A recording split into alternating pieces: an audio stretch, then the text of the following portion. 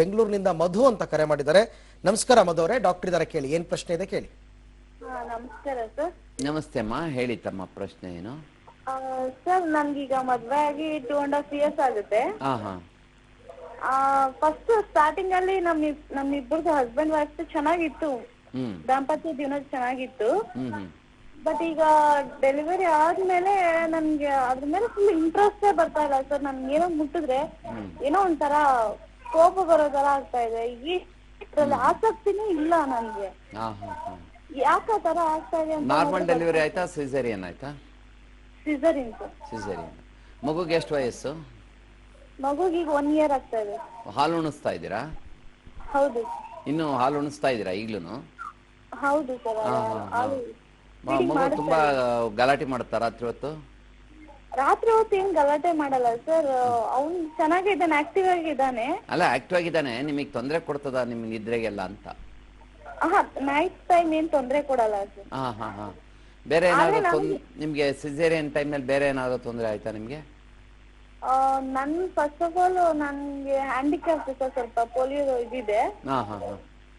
ಹಾಗಾಗಿ ನಂಗೆ normal delivery ಆಗಲ್ಲ, ಸಿಸೇರಿಯನ್ ಮಾಡ್ತೀನಿ ಅಂತ ಹೇಳಿ ಸಿಸೇರಿಯನ್ ಮಾಡಿದ್ರು. ಆ ಸಮಯದಲ್ಲಿ BP ಶುಗರ್ ಏನಾದ್ರು ಬಂದಿತ್ತಾ ಪ್ರೆಗ್ನೆನ್ಸಿ ಟೈಮ್ ನಲ್ಲಿ? ಹೌದು, ಡೆಲಿವರಿ ಟೈಮ್ ಅಲ್ಲಿ. ಅದು ಡೆಲಿವರಿ ಇದು ಪ್ರೆಗ್ನೆಂಟ್ ಆದ್ಮೇಲೆ ನನ್ಗೆ BP ಬಂದಿದೆ ಅಂತ ಹೇಳಿದ್ರು. ಈಗ್ಲೂ ಇದೆಯಾ BP? ಇಲ್ಲ ಸರ್, ಚೆಕ್ ಮಾಡ್ತಿಲ್ಲ. ಡೆಲಿವರಿ ಆದ್ಮೇಲೆ ನಾನು ಆ ಕಡೆ ಹೋಗಿಲ್ಲ. BP ಇದು ಪ್ರೆಗ್ನೆನ್ಸಿ ಟೈಮ್ ನಲ್ಲಿ BP ಇತ್ತು? ಪ್ರೆಗ್ನೆನ್ಸಿ ಟೈಮ್ ಅಲ್ಲಿ ಇತ್ತು ಅಂತ ಹೇಳಿದ್ರು. ಆಮೇಲೆ ಡೆಲಿವರಿ ಆದ್ಮೇಲೆನೂ ಸ್ವಲ್ಪ BP ಲೋ ಆಗಿತ್ತು ಸರ್ ಒಂದ್ ಟೈಮು. ಹಾಗಾಗಿ ಡಾಕ್ಟರ್ ಲೋ ಇದೆ ಅಂತ ಹೇಳಿ ನನ್ಗೆ ನಿದ್ದೆ ಮಾಡದೇ ಇರೋದಕ್ಕೋಸ್ಕರ BP ಲೋ ಆಗಿದೆ ಅಂತ ಹೇಳಿ ನನ್ಗೆ ನಿದ್ದೆ ಮಾತ್ರೆ ಕೊಟ್ಟು ಸ್ವಲ್ಪ ಕೇರ್ ಮಾಡಿದ್ರು. ಈಗ ಏನಾದ್ರು ಚಿಕಿತ್ಸೆಗಳು ತಗೊಳ್ತಾ ಇದ್ದೀರಾ ನಿದ್ರೆಗೆ, ಅದಕ್ಕೆ ಇದಕ್ಕೆ ಏನಾದ್ರು? ಇಲ್ಲ ಸರ್, ಈಗ ಯಾವ್ದು ಏನು ಮೆಡಿಕೇಶನ್ಸ್ ಏನ್ ಮಾಡ್ತಾ ಇಲ್ಲ? ಇಲ್ಲ, ಆತರ ಏನ್ ಮಾಡ್ತಾ ಇಲ್ಲ. ಬಟ್ ಮಗು ನೋಡ್ಕೊಂಡ್ ಮಾತ್ರ ಇದ್ದೀನಿ. ಬಟ್ ಏನಂದ್ರೆ ಹಸ್ಬೆಂಡ್ ಆಸೆ ಪಟ್ಟಿದ್ದನ್ನ ನೆರವೇರ್ಸಕ್ ಆಗ್ತಾ ಇಲ್ವಲ್ಲ, ಏನು ನಮ್ಗೆ ವೆಯ್ಟ್ ಏನಾದ್ರು ಜಾಸ್ತಿ ಆಗ್ಬಿಟ್ಟಿದ್ದೀರಾ? ಹೌದು ಸರ್, ಜಾಸ್ತಿ. ಎಷ್ಟು ಕೆಜಿ ಆಗಿದ್ರಿ? ಐ ಥಿಂಕ್ 75 ಇರ್ಬೋದು. ಮುಂಚೆ ಎಷ್ಟಿದ್ರಿ ಮದುವೆ ಟೈಮ್ ನಲ್ಲಿ? ಮುಂಚೆ 64. ಅದೇ ಆಗಿರೋದು ನಿಮ್ಗೆ. ಒಬಿಸಿಟಿ ಇಂಡ್ಯೂಸ್ಡ್ ಲಾಸ್ ಆಫ್ ಲಿಬಿಡೋ ಆಗಿದೆ.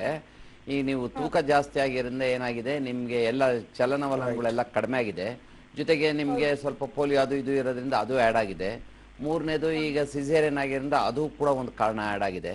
ನೀವು ಡಯಟ್ ಅಂಡ್ ಎಕ್ಸಸೈಸ್ ಮಾಡಿ, ಯೋಗ ಅಂಡ್ ಮೆಡಿಟೇಷನ್ ಮಾಡಿ, ವೆಯ್ಟ್ ಕಡಿಮೆ ಮಾಡ್ಕೊಳ್ಳಿ, ನಿಮ್ಗೆ ಲೈಂಗಿಕ ಆಸಕ್ತಿ ವೃದ್ಧಿ ಆಗುತ್ತೆ. ಓಕೆ.